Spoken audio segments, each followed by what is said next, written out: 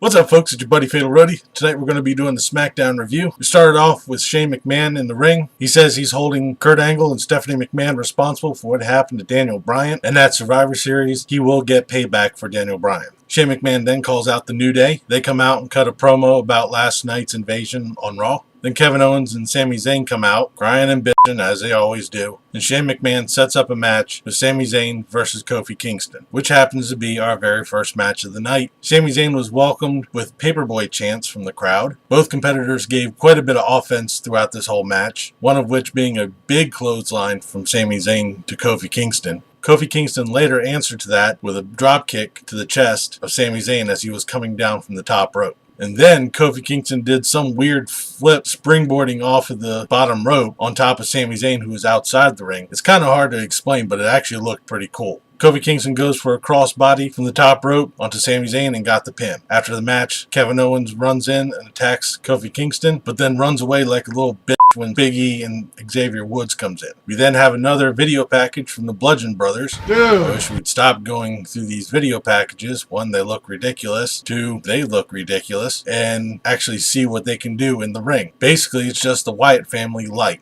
We then have Rusev versus Randy Orton. If Rusev wins, he's added on to the SmackDown Survivor Series team. We have Aiden English out in the ring, singing to the crowd. I wish he'd just shut the fuck up. Getting to the match, Rusev has pretty much, I'd say, about 90% of the offense of this match. But then, out of nowhere, Randy Orton hit an RKO for the pin. It was a decent match. I'm actually a little tired seeing Rusev and Randy Orton going at it for 7,682 times this past year. We need to move Randy Orton off onto somebody else and put Rusev into a program with somebody else as well. This is getting ridiculous again.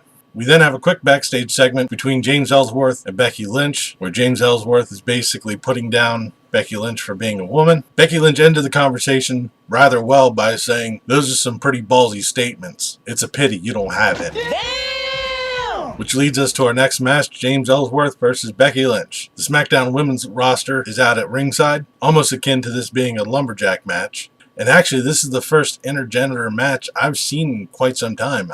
But I think at least the Attitude Era was the last time I saw an intergender match. But I digress. This is a pretty interesting match. James Ellsworth, if you want to say, flexed his muscles and showed how much of a man he was.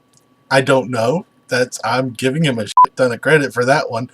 But he took down Becky Lynch a few times, but Becky Lynch was able to fight back. To quote Corey Graves, after a Becky Lynch dropkick, she would have caved in his chest if Mother Nature hadn't done it already. Anyways, Becky Lynch won with the disarm her, or I guess probably in this case, disarm him. After the match, Carmella comes into the ring, faces off with Becky Lynch, and super kicks James Ellsworth. We then have a tag team title match, the Usos versus Benjamin and Gable. Before the bell rang, the Usos attacked Gable and Benjamin. This was kind of a short match. Chad Gable chop blocked Jimmy Uso's knee outside the ring, and both Jimmy and Jey Uso stood out there for the 10 count and got counted out. I don't know if this is going to affect Survivor Series any. I guess we're going to have to wait until next week. We then come to our main event, Jinder Mahal versus AJ Styles for the WWE title. This was a really good match. I was rather impressed. Jinder Mahal had a good bit of offense in this match, including one spot where he slammed AJ Styles into the announcer's table. Later on in the match, Jinder Mahal got the Colossus on AJ Styles, goes for the pin, got a 2 count. AJ Styles was able to hit the phenomenal forearm on Jinder Mahal, got the pin. We now have a new WWE champion, AJ Styles. After the match, Jinder Mahal was outside the ring